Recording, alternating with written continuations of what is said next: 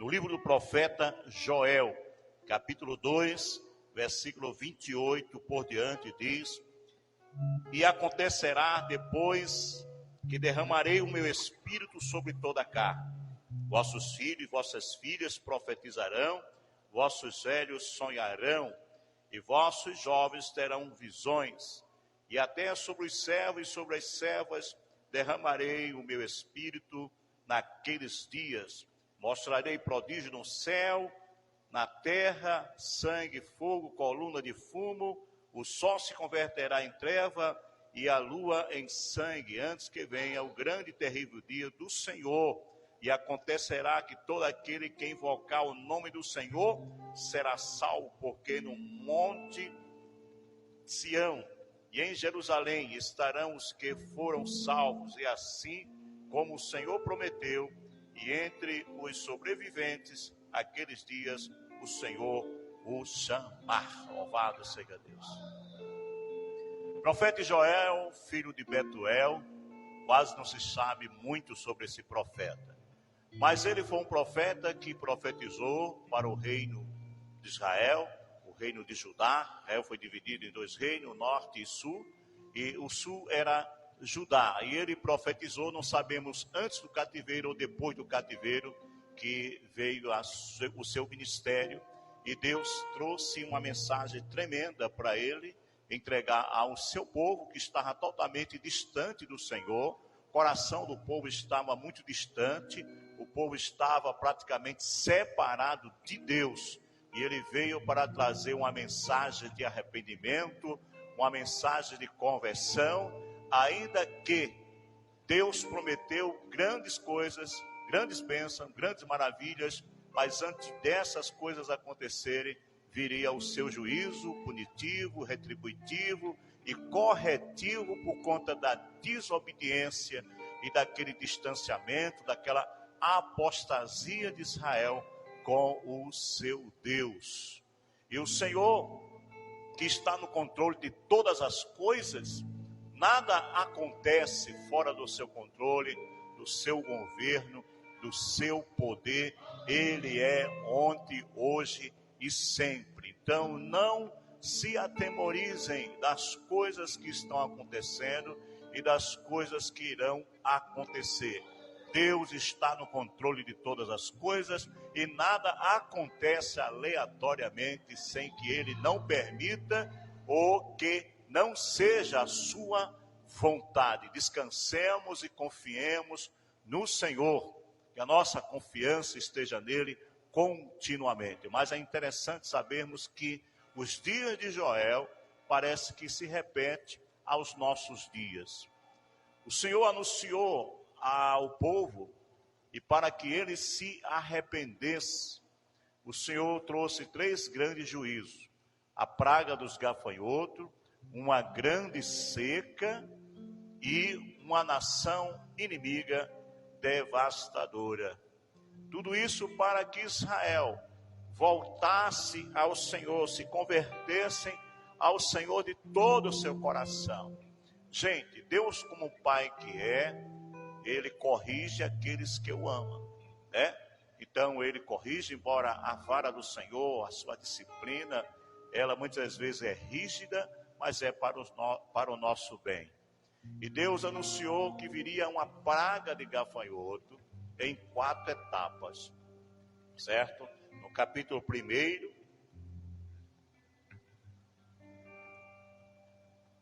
do livro de Joel, ele diz no versículo 4: o que deixou o gafanhoto cortador, comeu o gafanhoto migrador.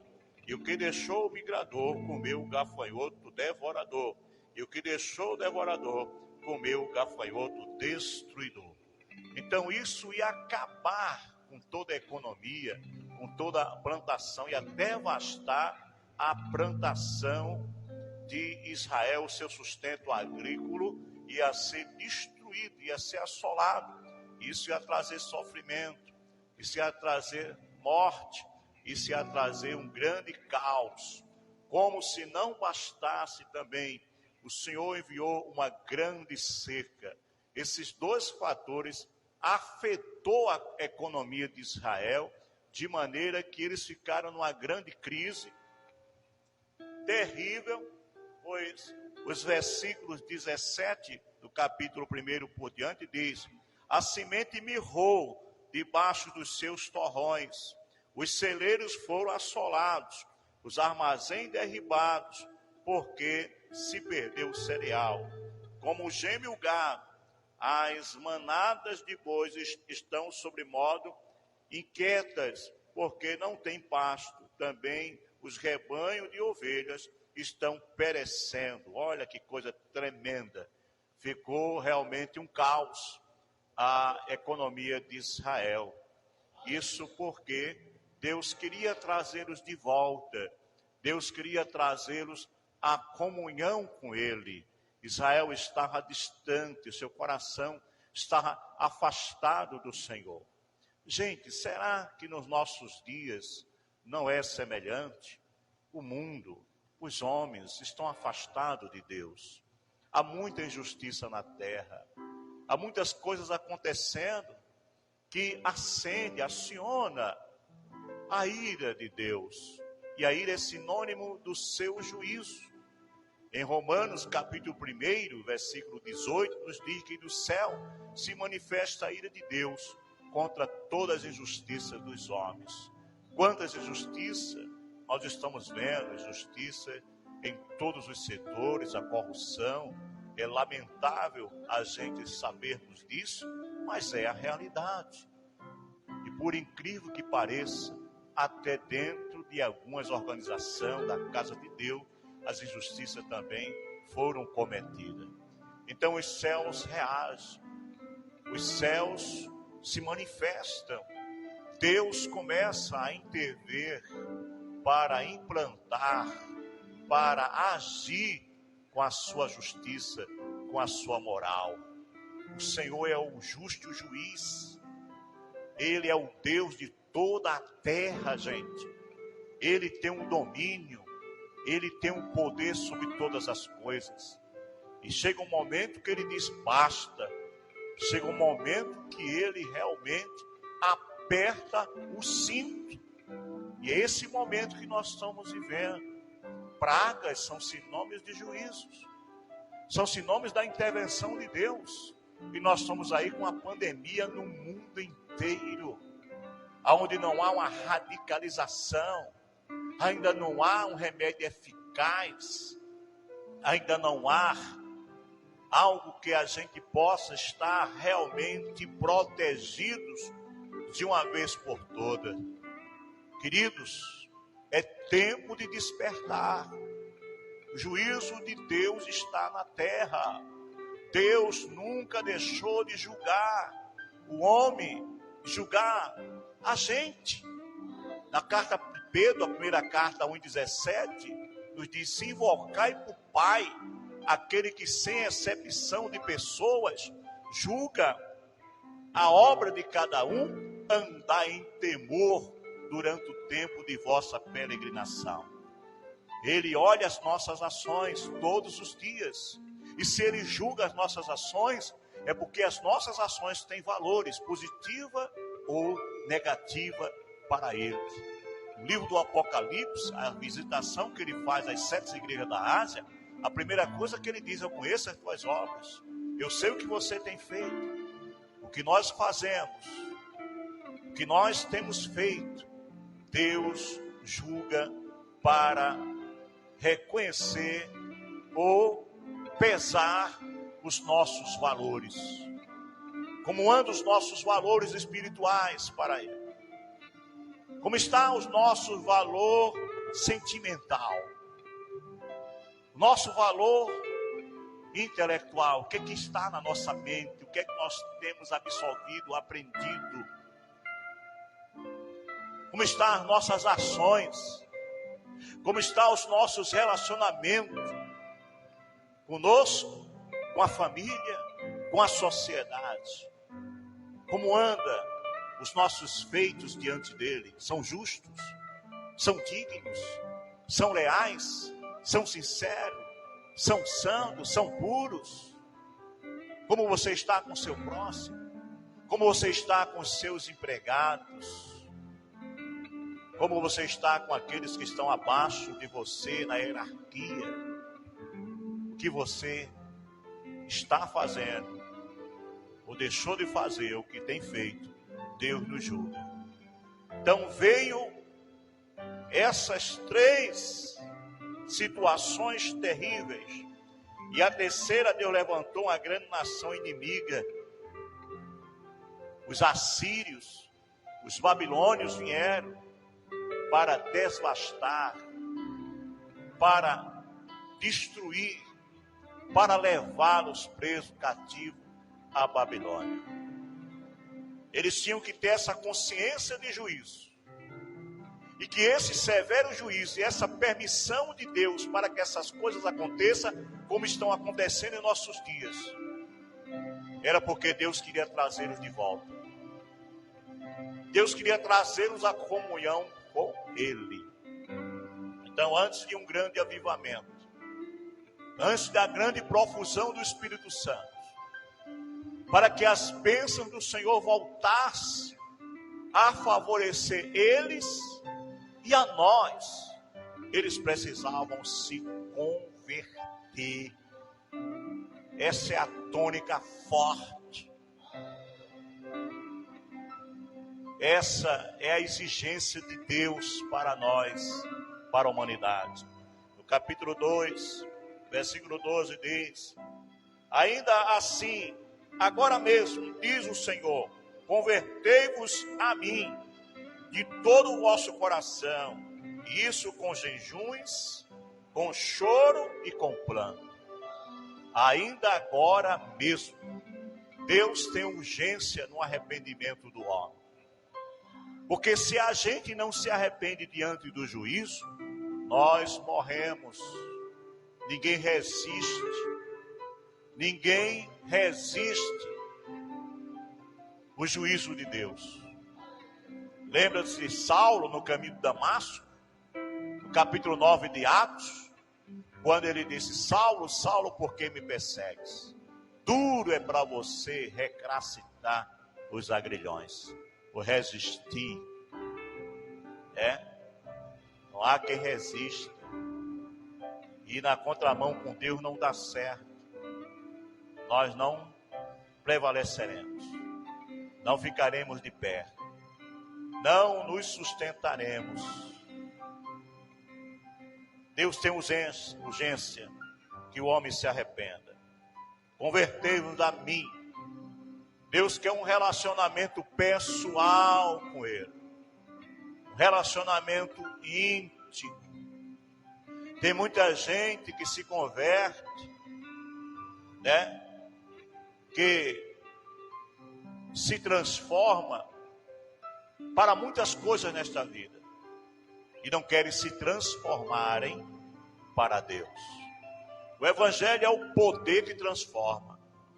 Em 2ª carta de Coríntios 5,17 nos diz: se alguém está em Cristo, nova criatura é. As coisas velhas passaram e tudo se fez novo. O Evangelho transforma um homem velho em um homem novo. Não é a mudança num aspecto físico, na nossa aparência, mas no nosso interior, para o nosso exterior. A mudança, louvado seja Deus. Mudança de pensamento, mudança de sentimento e mudança em nossas ações. Converter ao Senhor é mudar, é transformar. E é isso que o Senhor queria. Eu quero um relacionamento íntimo com vocês, pessoal com vocês.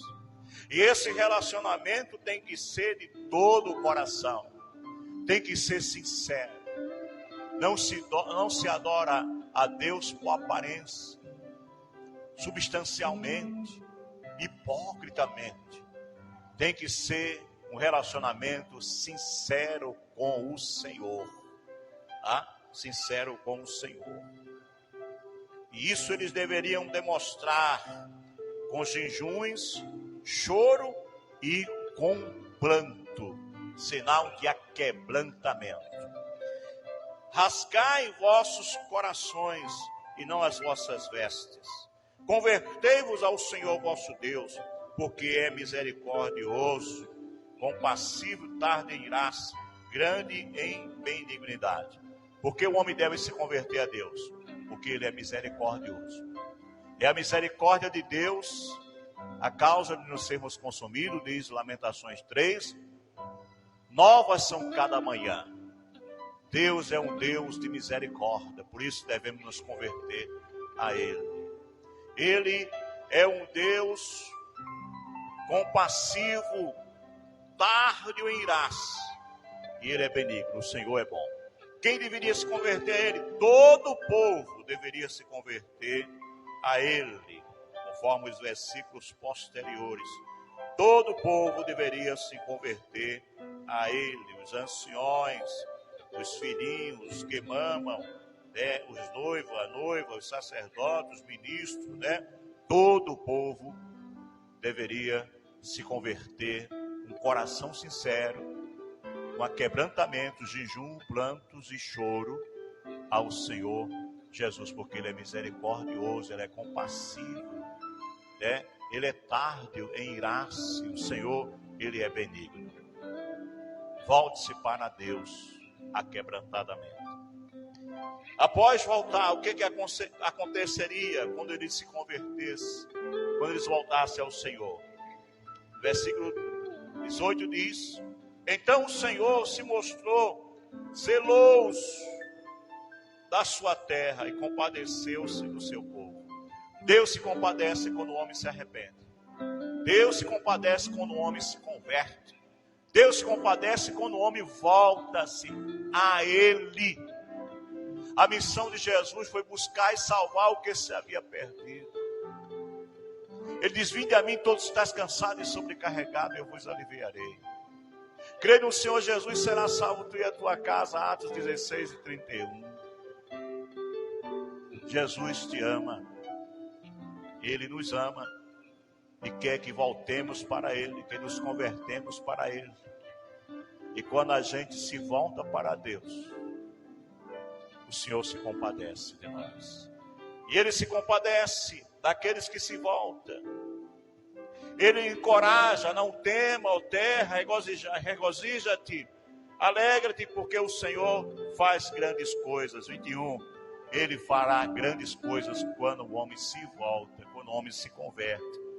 É aí onde está a tônica dessa mensagem, que as grandes coisas de Deus acontecem quando o homem se converte a Ele. As bênçãos vêm quando o homem se converte a Ele. Louvado seja Deus.